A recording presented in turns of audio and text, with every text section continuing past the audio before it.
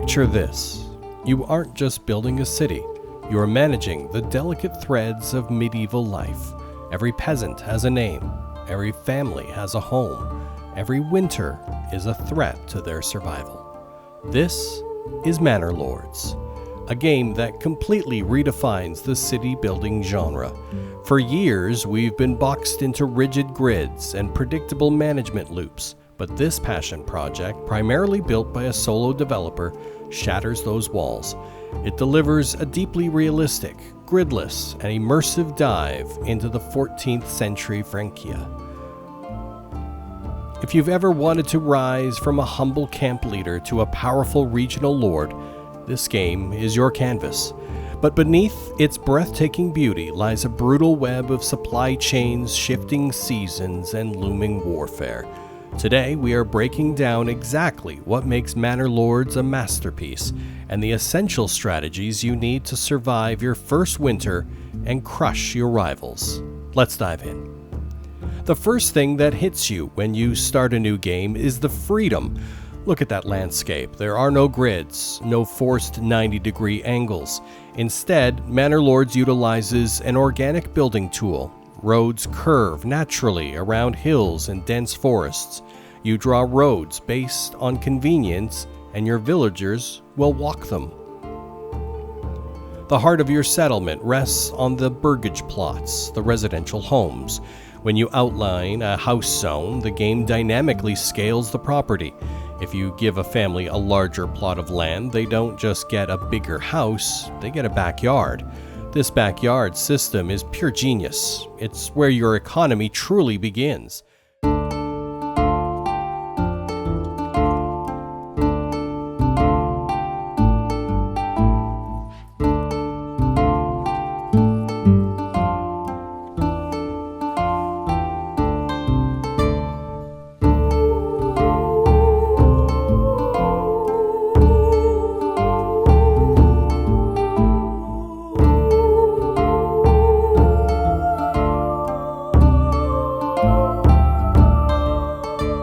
You can upgrade these spaces into vegetable gardens, chicken coops, goat sheds, or artisan workshops like blacksmiths and tailors.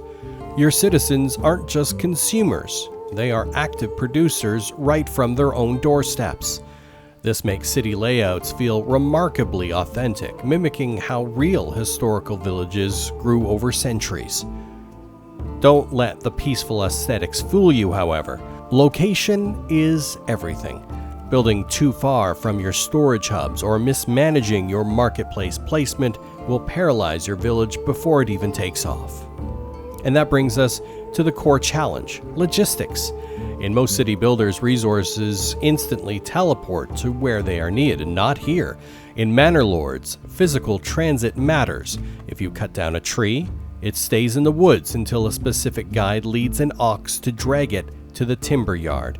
If you have only one ox, your entire construction queue grinds to a halt. Managing your livestock is just as vital as managing your people. Then there's the relentless march of the seasons. Spring and summer are periods of frantic preparation. Your foragers gather berries, your farmers plow fields, praying for good weather. You have to balance crop rotation across different fields to avoid ruining the soil fertility. When autumn hits, it's harvest time. Every spare hand must be thrown into the fields to gather grain and process it into flour and bread. Why the rush? Because winter is coming. During winter, berry bushes freeze over, agriculture stops. Your people consume double the firewood just to stay warm. If your firewood supply hits zero, your citizens freeze to death. If your food supply runs dry, starvation takes over, approval ratings plummet, and your peasants will straight up pack their bags and desert you. Every choice is a balancing act between immediate survival and future growth. But you aren't just a mayor, you are a lord, and a lord must project power. Once your village stabilizes, you can build your manor. This serves as your administrative fortress, allowing you to set tax rates and establish your personal retinue, a squad of heavily armored elite bodyguards that you can customize from head to toe. However, a small retinue won't win a war. That's where the militia system comes in. Manor Lords doesn't let you train faceless soldiers from a barracks. Your army is your workforce. When the war horns blow, your blacksmith drops his hammer, your farmer drops his pitchfork, and they rush to the storehouse to grab their spears, helmets, and shields. This creates an incredible high-stakes dynamic.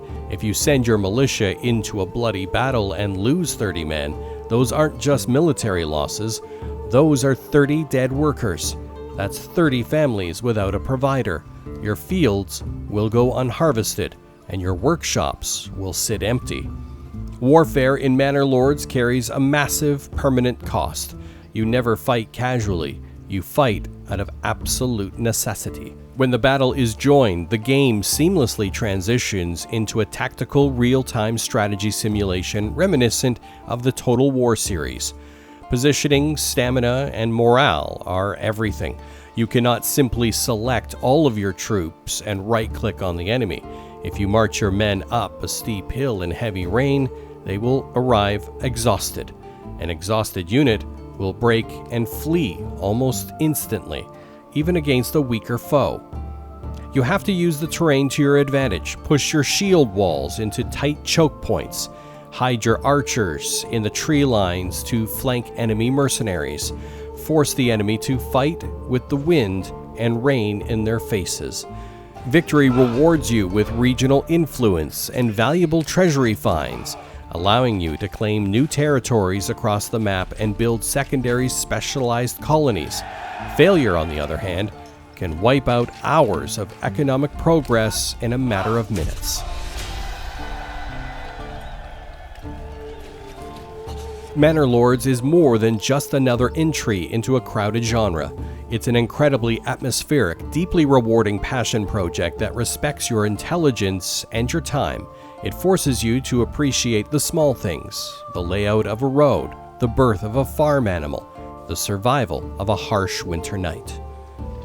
It perfectly marries the slow, meditative satisfaction of historical city management with the adrenaline-pumping tension of tactical medieval warfare. Whether you're a veteran of strategy games or a newcomer looking for a beautiful world to get lost in, this is a title you absolutely cannot miss. What's your go-to strategy for surviving the first winter? Let me know in the comments below. Don't forget to hit that like and subscribe button for more strategy deep dives, and I'll see you in the next kingdom.